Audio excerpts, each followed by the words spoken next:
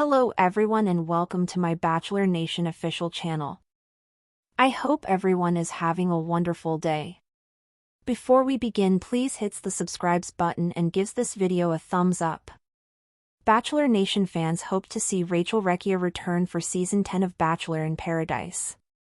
She appeared on season 9, but departed the beach without finding love. Instead, Rachel appeared on season 3 of Netflix's Perfect Match. In a shocking twist, her Bachelor ex, Clayton Echard, appeared on the show. Clayton indicated his desire to rekindle their romance as soon as Rachel came. However, he abruptly ended it after a day.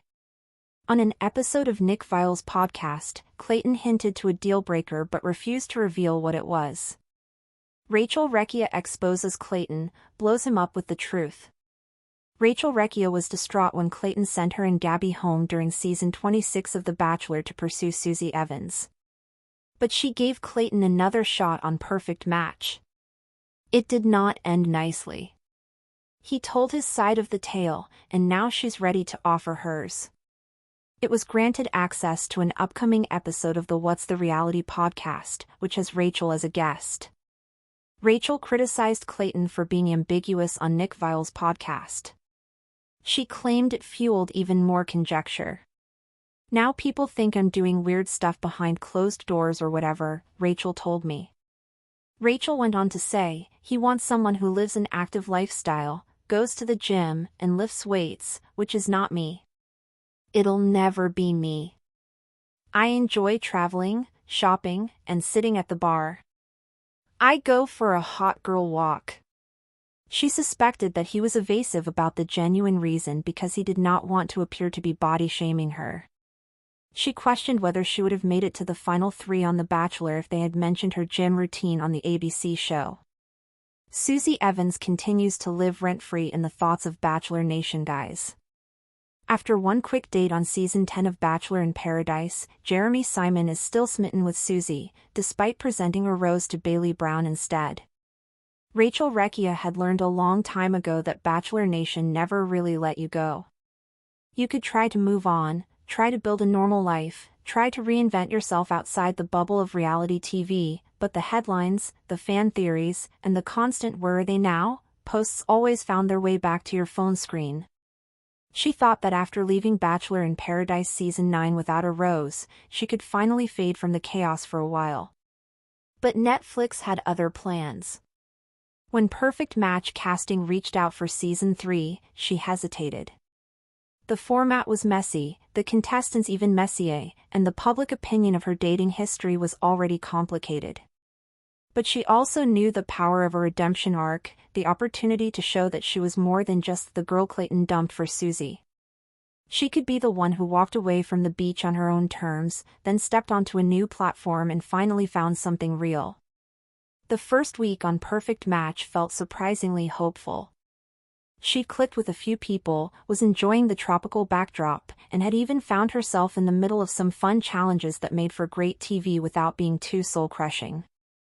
But on the morning of day 6, she noticed the production crew buzzing more than usual. Extra cameras were stationed near the entrance walkway. A producer she trusted gave her a cryptic smile and whispered, "Brace yourself." Moments later, the man she least expected, and least wanted, to see walked in. Clayton Echard. For a moment, Rachel thought she'd hallucinated it. The way the light hit him, the familiar walk, that tall, broad-shouldered frame she'd once found comforting but now mostly associated with betrayal, it was too surreal. He looked almost exactly like he did on their season of The Bachelor, except maybe with a bit more scruff and that easy, Midwestern charm that seemed to both attract and repel her at the same time. Cameras zoomed in on her face as she stood frozen, hands on her hips, unsure whether to hug him, curse him, or just walk away. Clayton, for his part, seemed prepared for this moment. He had that half-smile that reality TV leads practice in the mirror, the kind that says, "I know this is going to be good for ratings."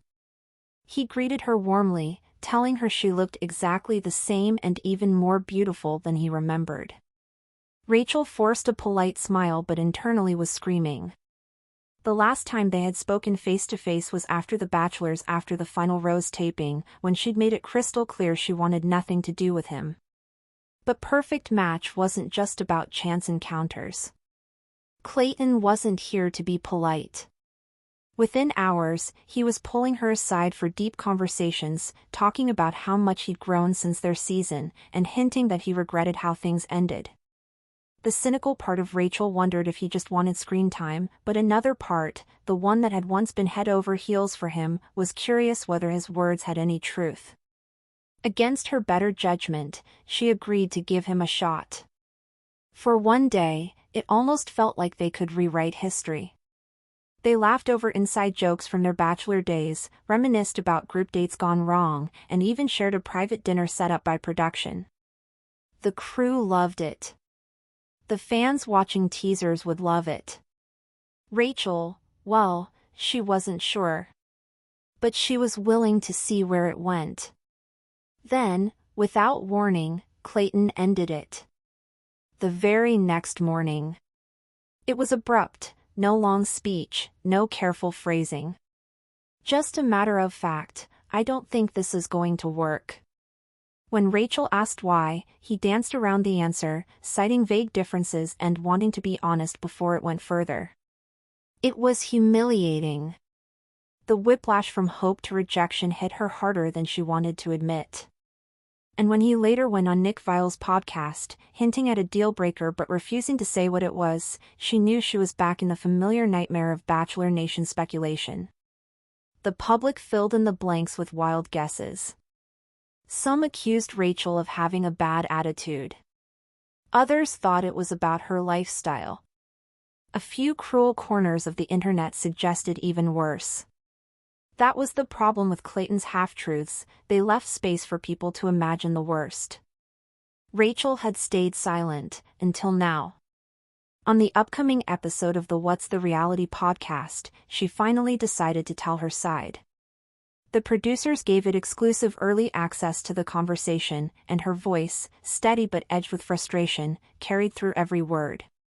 She called Clayton out for being ambiguous on Nick's show, saying it fueled even more conjecture and made people think she was hiding something shameful.